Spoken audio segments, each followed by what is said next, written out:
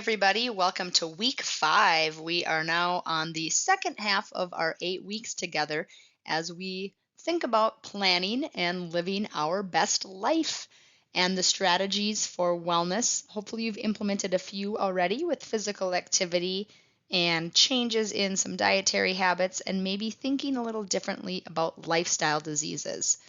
I know last week's PowerPoint was a little bit of a downer or maybe a little heavy on content that isn't always so fun to think about.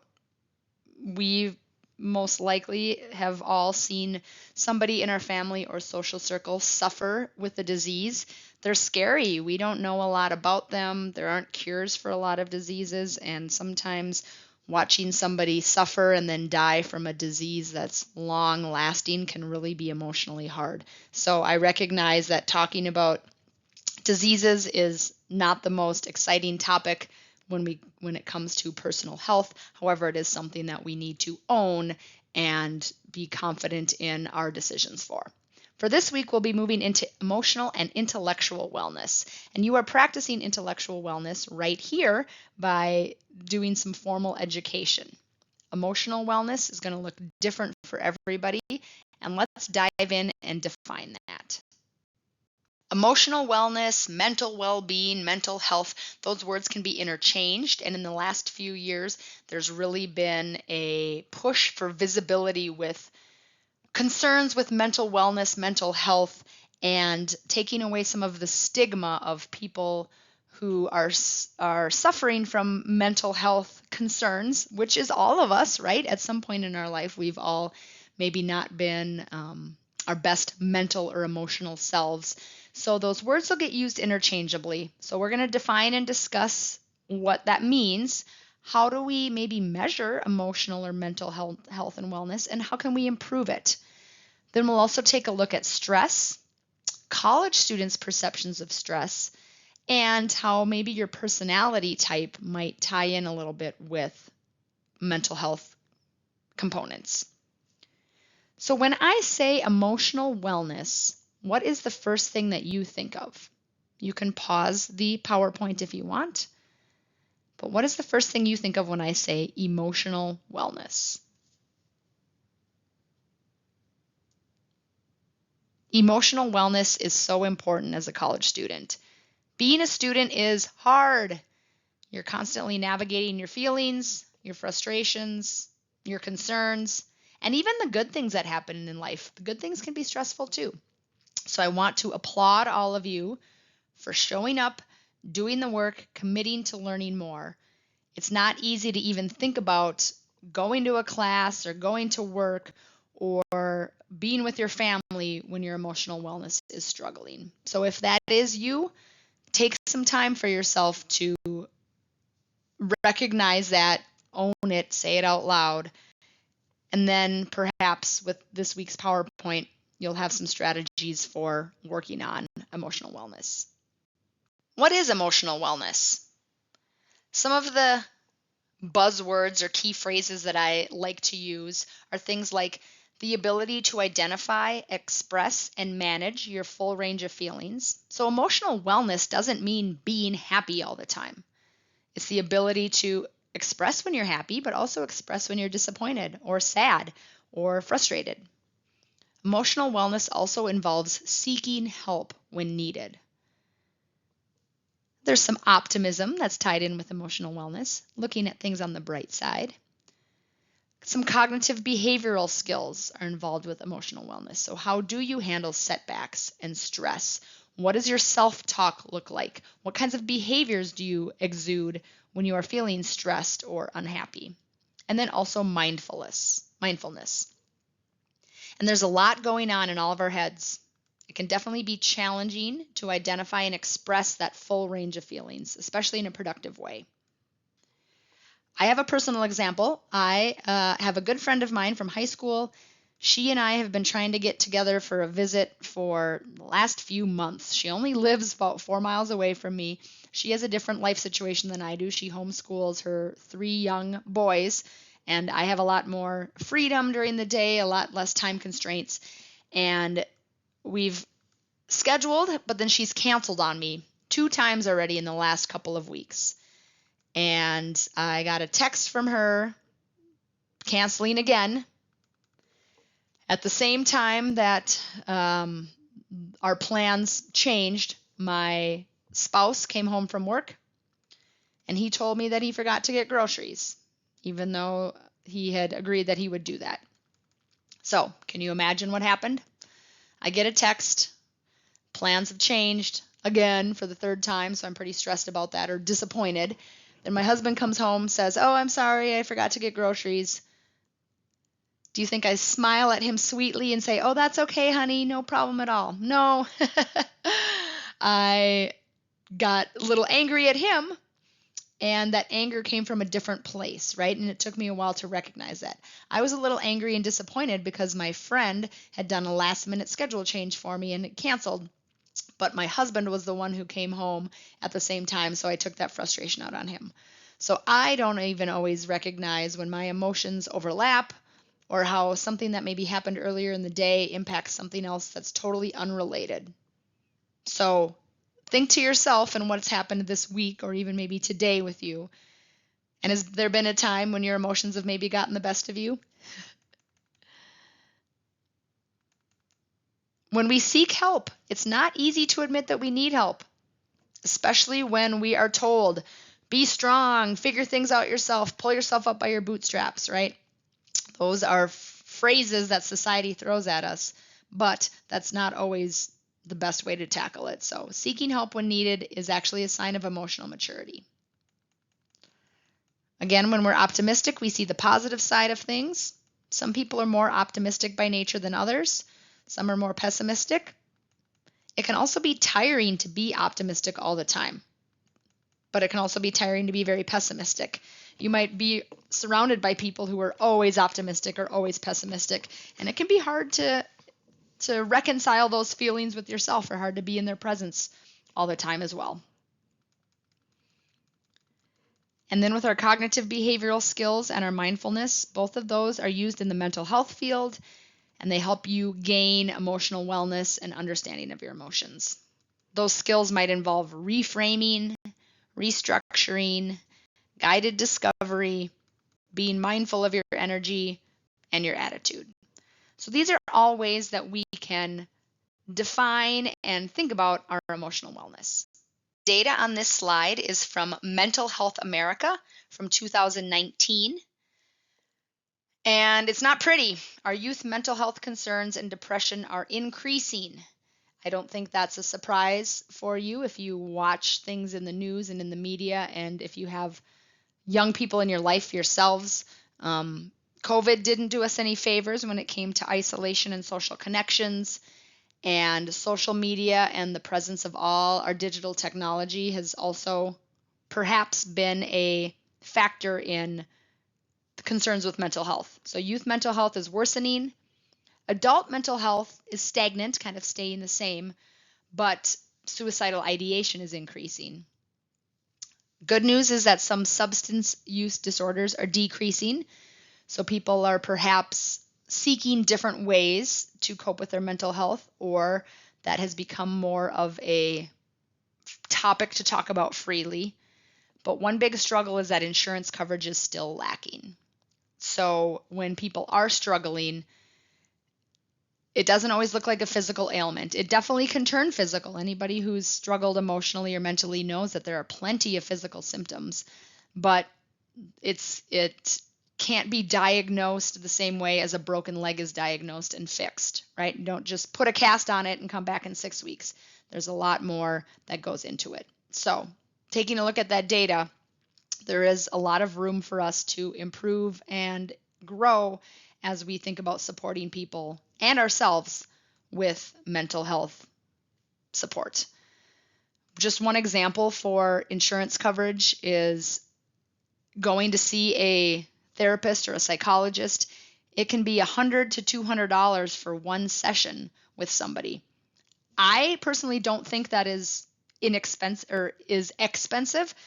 You are paying for a service for somebody who is highly educated. I don't think that the price of the $100 or $200 is overtly expensive. However, if insurance isn't going to cover it and not recognize that that's no different than going to the doctor to get a diagnosis for strep throat, that price point is sadly probably going to scare people away because they can't justify spending $200 a week to talk to somebody, even though that $200 a week might save their life, right? So mental health itself isn't the problem, but the way that we as a society are reacting to it or not reacting to it or not supporting it definitely can be the problem.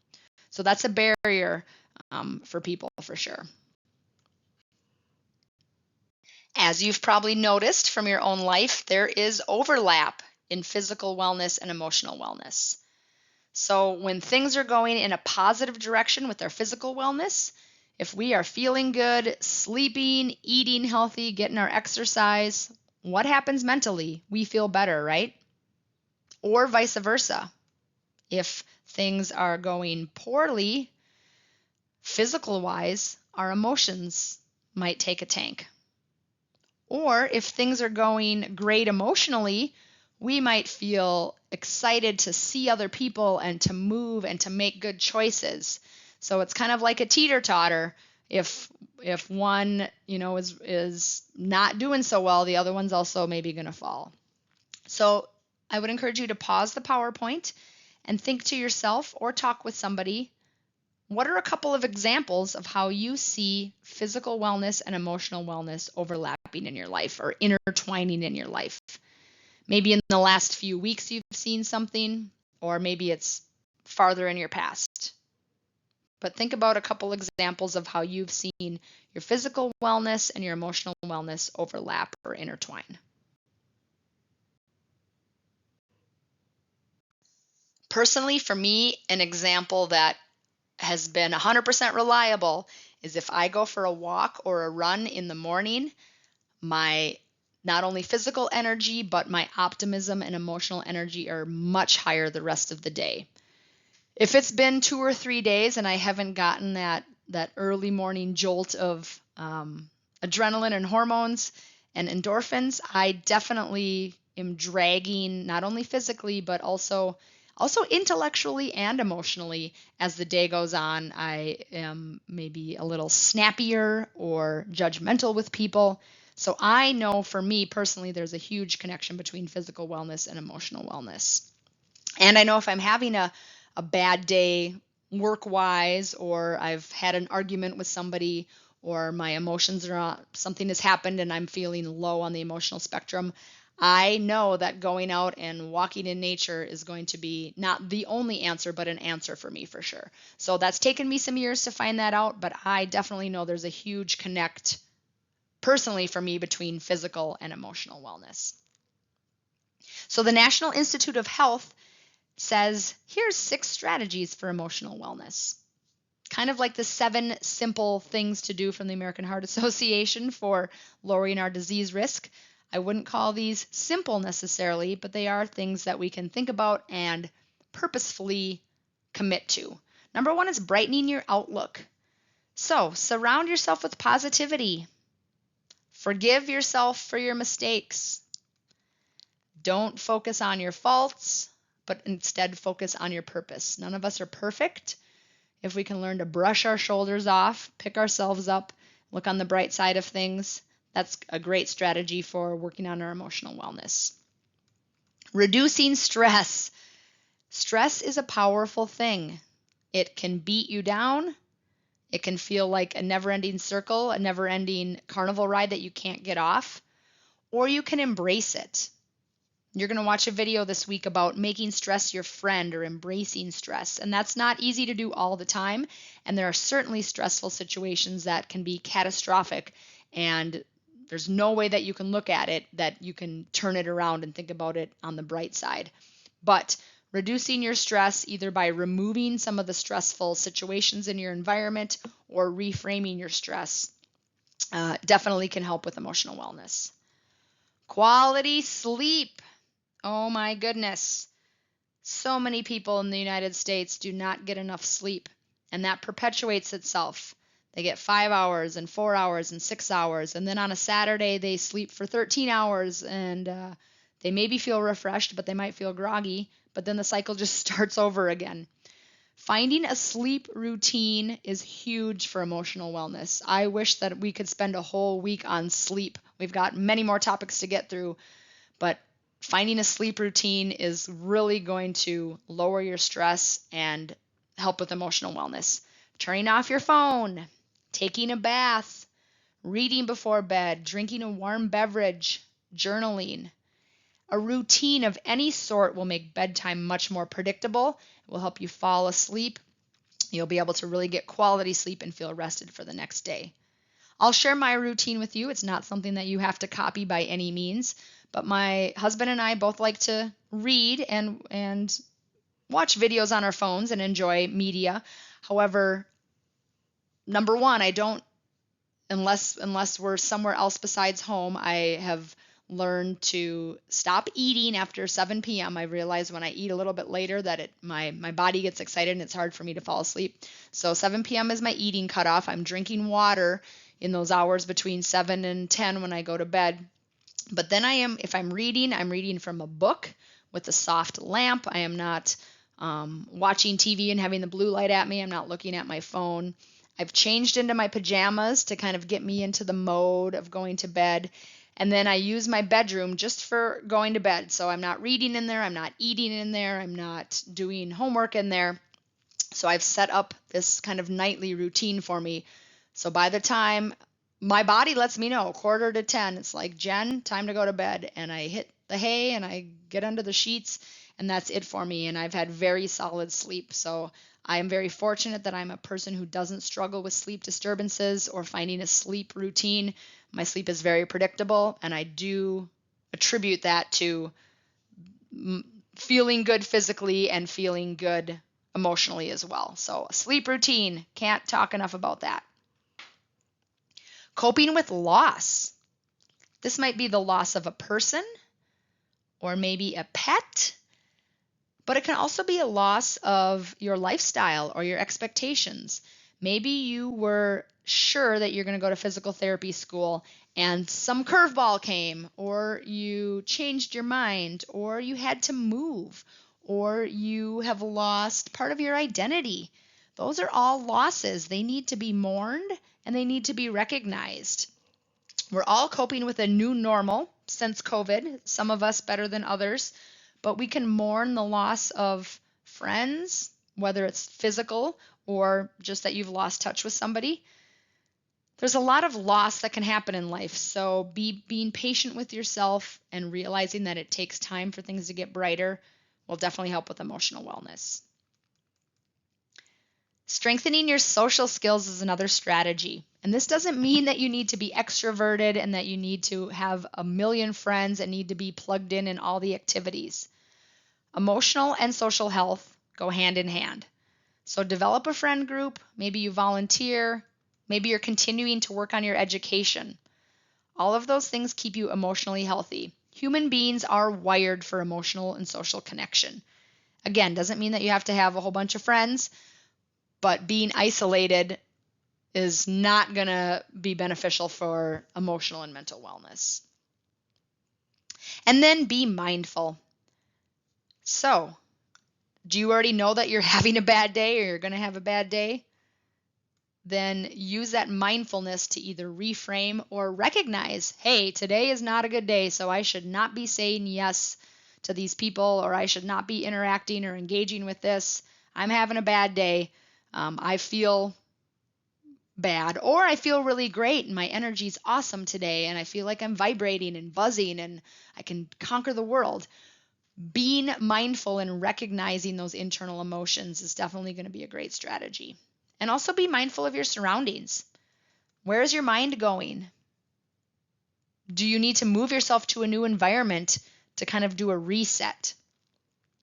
One of my favorite quotes, and I don't have the author to attribute this to, but one of my favorite quotes is, almost everything will work again after you unplug it for a few minutes, including you. I'm going to say that one more time.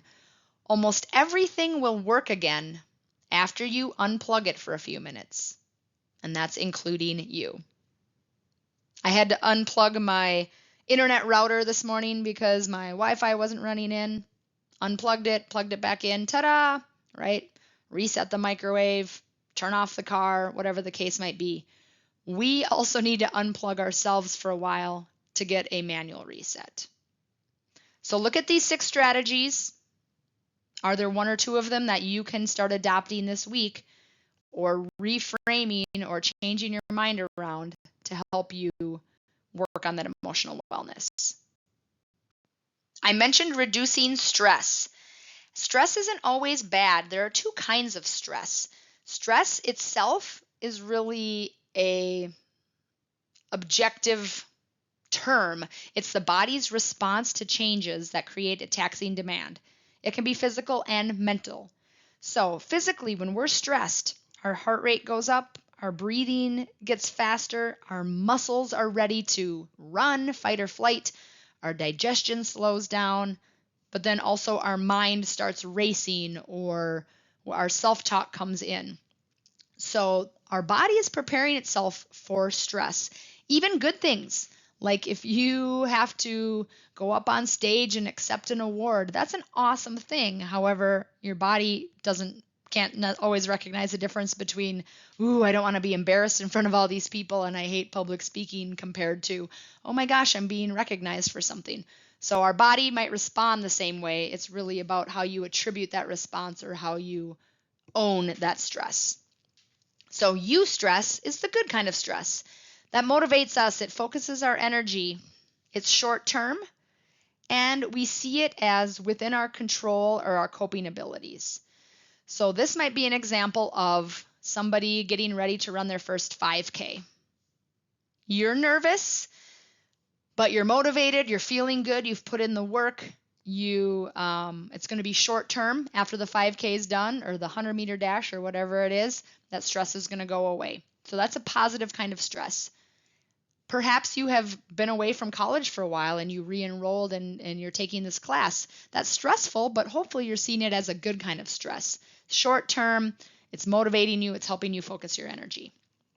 Distress, on the other hand, causes concern or anxiety. It can be short term, but it can also be long term. We feel like we can't cope. It feels unpleasant, and it can lead to mental and physical problems. So this might be something like you do not enjoy your coworkers and your boss at work. It's been going on for months at a time. You can't cope with it. You can't get away from it. It feels unpleasant. Maybe you get a stomachache or a headache, or you just get short and snappy and rude because that stress is not helpful for you at all. So there's 2 different kinds of stress. Recognizing that stress is there is step number 1, but then also recognizing, is this within my coping abilities, or is this something that I need to step away from and make kind of new mental adjustments for? Stress presents itself differently with people as well. Some people who are stressed might hide away and hibernate and not want to see people. Some people who are stressed might get hyper and create a to-do list and clean their house and, go, go, go. Some people might get short-tempered and they're not pleasant to be with. There's all sorts of different ways that stress can present itself. Take a look at the 4 categories on this slide: emotional, behavioral, physical, and cognitive. Do any of those relate to you? Or do you feel like, oh yeah, that's definitely me?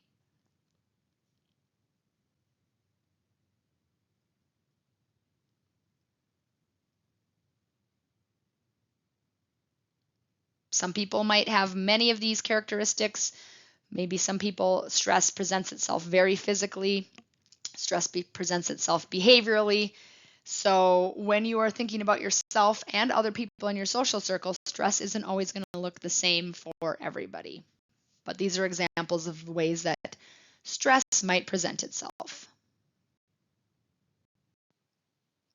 So distress is the type of stress that is challenging for us to cope with. It might start as short term and then run into long term, but it's a type of stress that, hey, it's more than we can handle. Here are some things that might lead to distress. And if you are feeling distress in your life right now, it's probably not going to hurt for you to reevaluate some of this stuff. So there might be some internally caused sources of distress, like fears, like a fear of flying.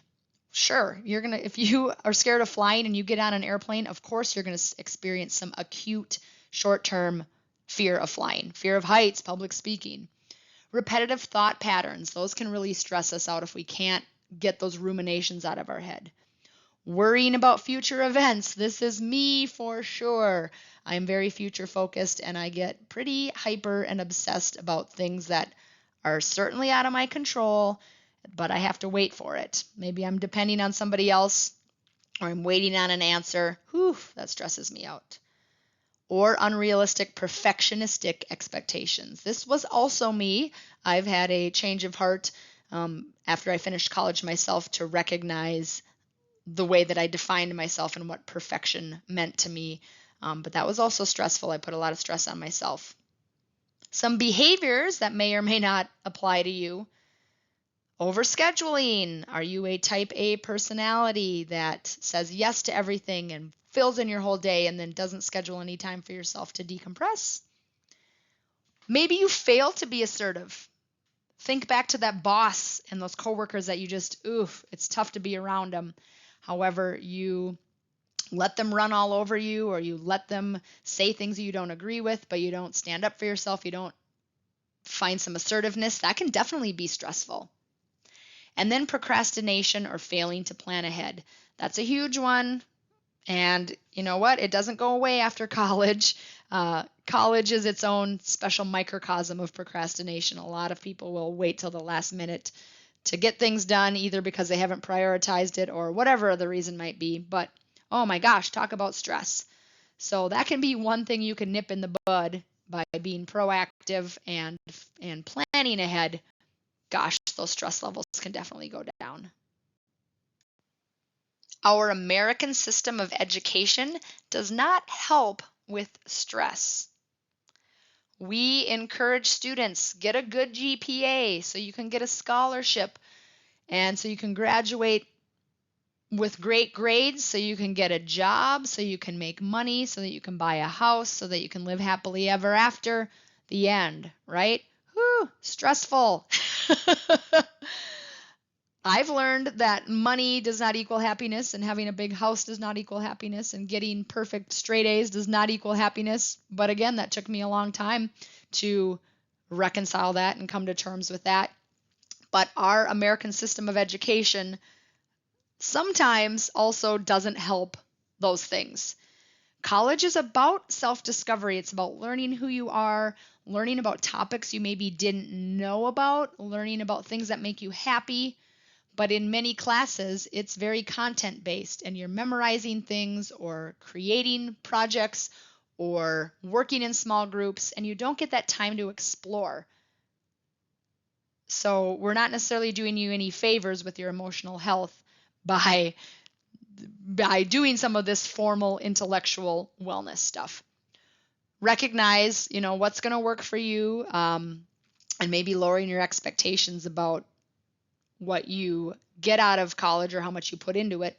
Yes, of course, we still want you to try your best, but it is about a time of exploring and learning about yourself. But recognizing that sometimes a formal higher education environment is not conducive to low stress levels. Being the best does equal more stress. A lot of things that are out of our control. So think about things that you can control. Don't procrastinate. Don't overschedule. Recognize when you're feeling like your mood is changing or you're in an environment that is causing you stress, and make some changes. This week for your assignments and discussion boards, you will be watching a couple of TED Talks reflecting on those. The Making Stress Your Friend TED Talk really has stuck with me to help me reframe how I view stress in my life. I've watched it multiple times, and every time I still learn something new. So if you have time to watch that twice, a couple days apart, definitely do that if you can. You will get to take a stress scale. There's either a traditional student stress scale or a social readjustment scale. You can choose that based on if you consider yourself more of a traditional college-age student or if you're somebody who already has some life experiences. And then you're going to take a look at some data from the Student Health Survey Report. This is from the University of Minnesota. The latest data is from 2021, and that has attitudes and beliefs and behaviors with students, health behaviors, and stress. I think you'll find that's pretty eye-opening, and maybe you'll see yourself reflected in some of those questions as well. Make sure you're also reading through the course materials for instructions on your health literacy assignment. Take care, everybody. I hope you have a pretty stress-free week.